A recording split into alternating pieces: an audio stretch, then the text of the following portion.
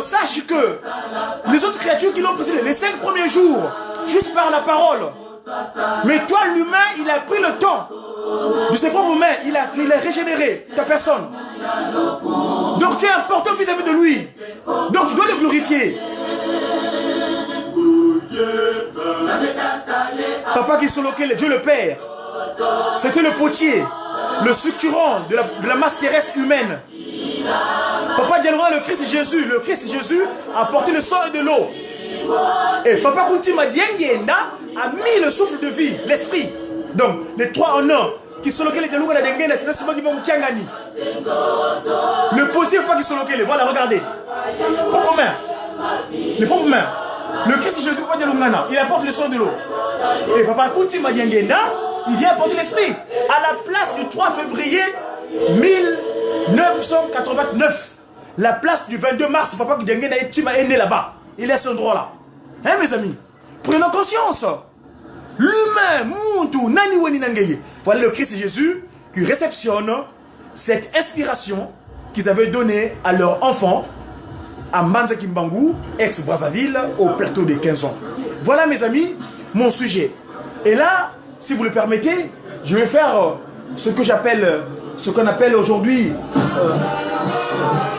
Voilà, mes amis. Mes chers amis, je vous appelle mes amis parce que dans le mot ami, il y a ce qu'on appelle, il y a l'âme, il y a le notion de l'âme. Amier, l'âme de qui?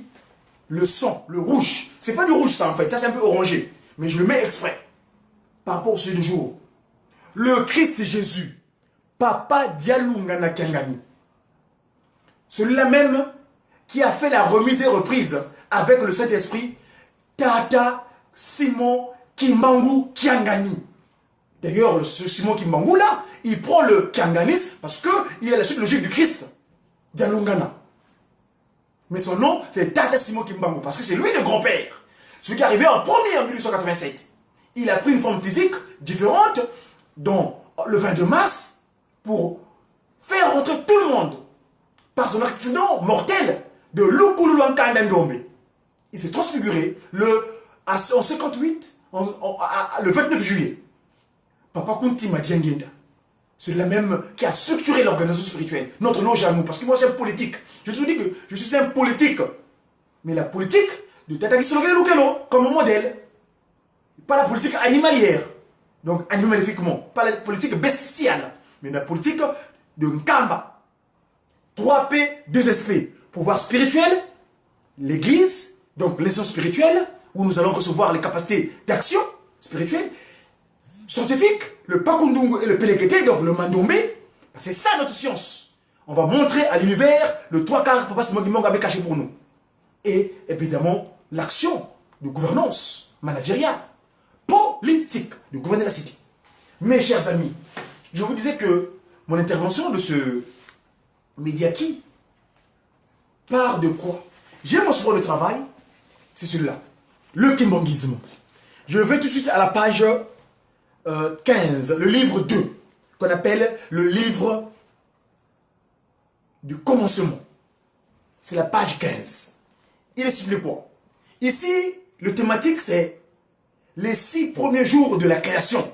Vous le verrez dans le livre de Genèse, chapitre 1, le premier livre de mon collègue Moïse, chapitre 1er, du premier verset au 31. Chapitre 1er, du premier au verset au 31. Et évidemment, le deuxième aussi, livre 2, le chapitre 2, du verset 4 à 24, où Apocalypse, donc ce que Papa Dialungana avait montré à mon collègue, mon collaborateur Jean, sur le livre de Patmos. Et donc le livre de Révélation 12, verset 7 à 12. Il est stipulé quoi? Je vais essayer de lire fidèlement ce qui est stipulé. En ce chapitre 1er. Ceci est une révélation faite par le Saint-Esprit, Papa Simon Kimbangu, au monde entier. En complément du livre de la Genèse, afin de lever le voile sur la création de l'homme.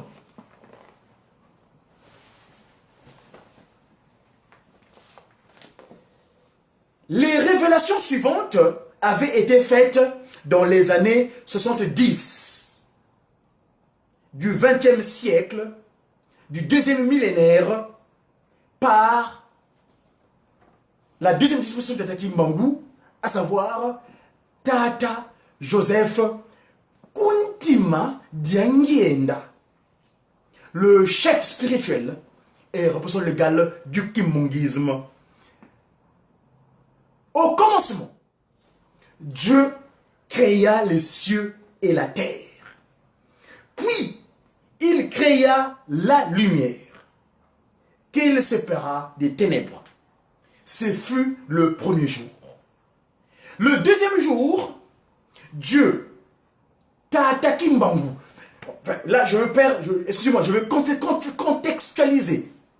Ce Dieu dont on parle ici, ce Tata Kisolokele Lukelo Charles. Et oui mes amis, l'Éternel, Dieu le Père, c'est lui qui agit dans un premier temps.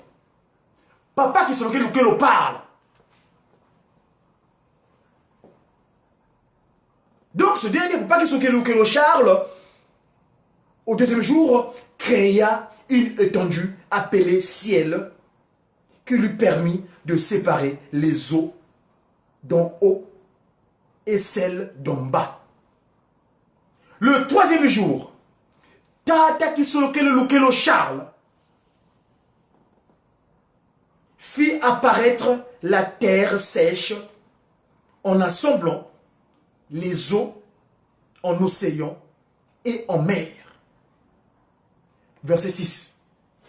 Papa Kisolokele Lukelo Charles fit ensuite produire de la végétation sur la terre, la verdure, les herbes de toutes sortes, et les arbres poussèrent en ayant eu leur sémence. Le quatrième jour, Tata Kisolokele Lukelo Charles, il fit apparaître dans le ciel les étoiles et les astres qui servent à déterminer le temps et à éclairer la terre. Deux luminaires principaux apparurent, à savoir le soleil et la lune. Verset 8. Mais, comme le dit mon collaborateur Pierre Danton, il est une chose que nous ne devons pas ignorer. C'est que devant le Seigneur, Tata Kimbangu Kiangani, un jour est comme 1000 ans, et 1000 ans sont comme un jour. Aux yeux de Tata Kimbangu Kiangani, la notion de jour au temps de la création n'équivaut pas aux 24 heures de nos temps, mais elle indique des périodes pouvant correspondre à des siècles ou à des millions d'années. Verset 10. Si l'homme, qui n'a qu'une connaissance limitée de l'univers, a pu diviser les périodes anciennes en ères, que dire de celui qui en est le créateur et qui vit d'éternité en éternité? Hein, mes amis? Verset 11. Le cinquième jour, Tata Kisolokele Lukelo Charles demanda aux eaux de produire des animaux et aux oiseaux de voler dans le ciel. Tata Kisolokele Lukelo Charles créa les grands poissons, les reptiles et toutes sortes d'animaux